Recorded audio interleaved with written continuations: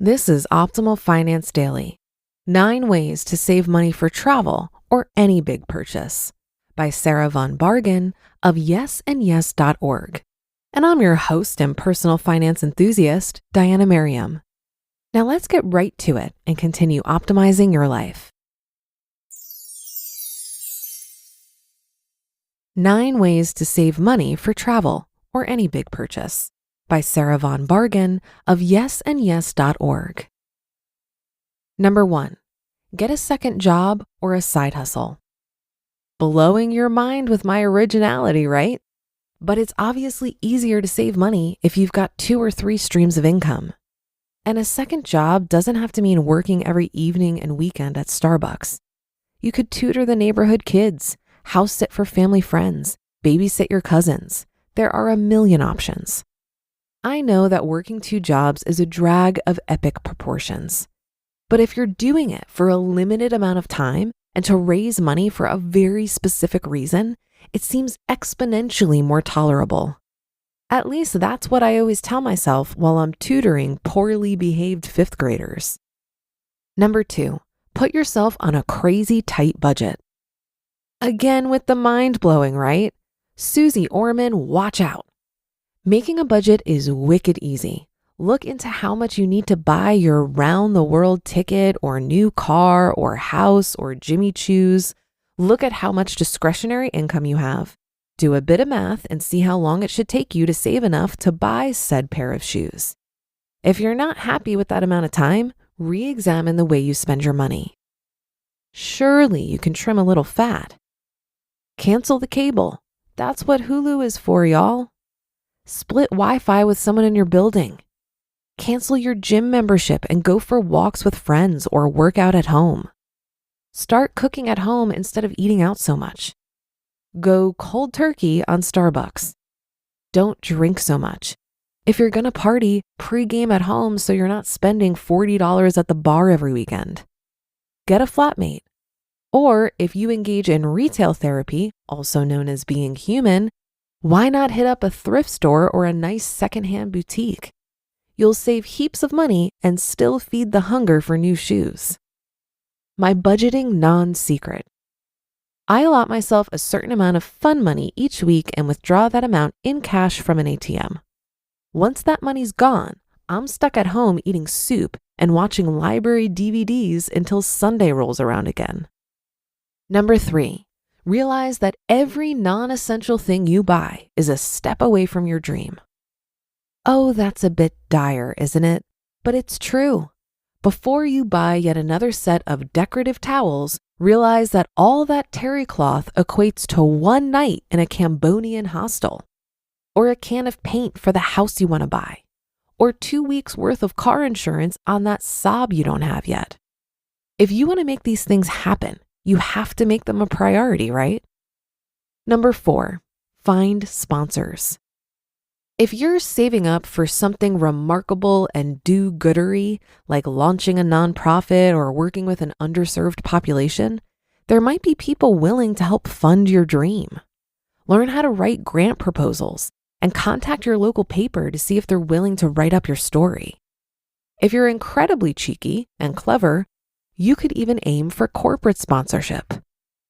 Number 5, remind yourself why you're doing this.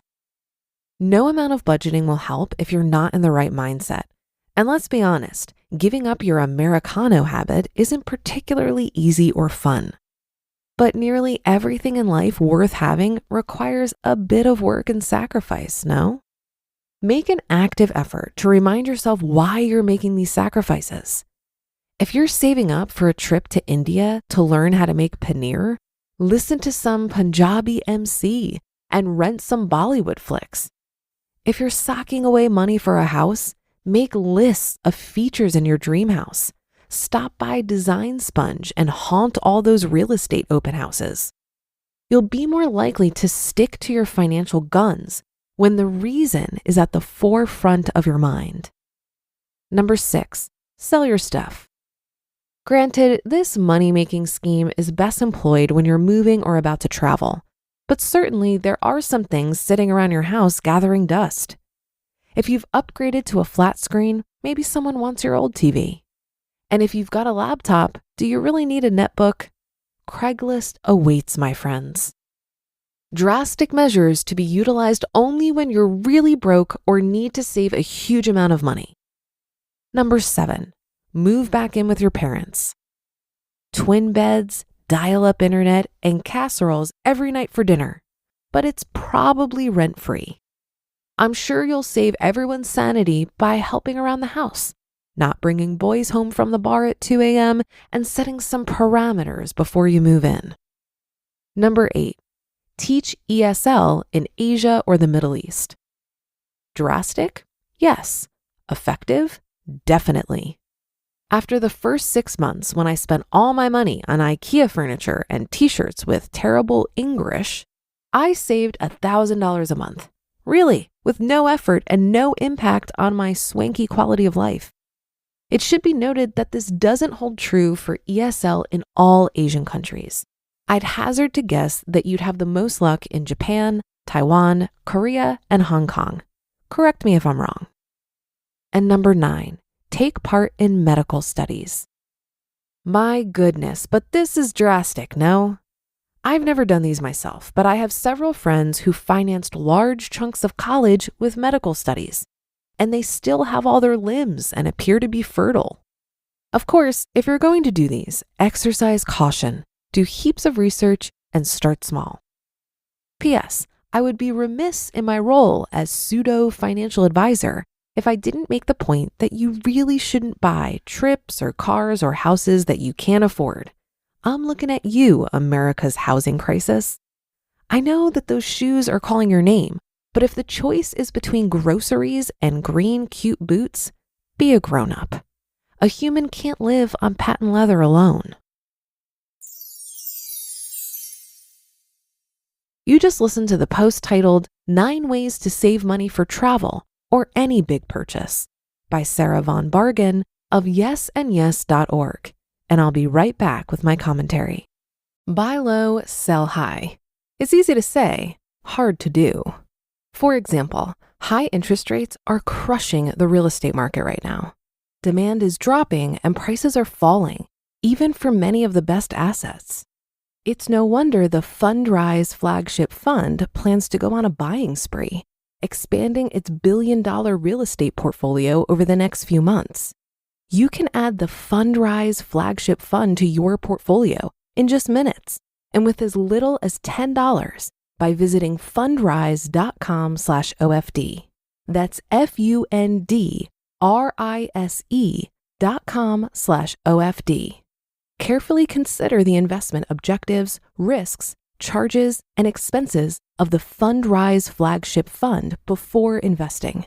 This and other information can be found in the fund's prospectus at fundrise.com/flagship. This is a paid advertisement. Whenever you're saving up a large sum of money, the hardest part is often sustaining your focus amid competing desires.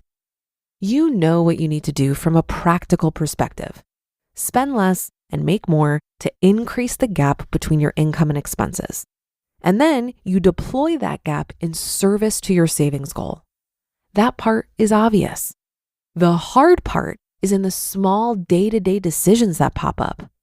You're tired after a long day, and it would simply be easier to get takeout than to cook the food in the fridge as you planned. You're going to an event, and you think you'd feel more confident in a new outfit, though you have plenty of options in your closet. You're invited to go to Bali with a group of friends, and you don't want to miss out. I think the key to having the fortitude to say no to these opportunities to spend money that's slated for your long-term goal is to find ways to stay focused on the greater want. While it's true that you want the takeout, the new outfit, and the trip to Bali, you have to remind yourself that you want the house you're saving for more. Spend time imagining how you will feel in the new house, how you will decorate, who you will invite over for dinner. Let the thoughts of the new house or whatever savings goal you have become so consuming that the smaller wants simply pale in comparison. And that'll do it for today. Have a great rest of your day, and I'll see you tomorrow where your optimal life awaits.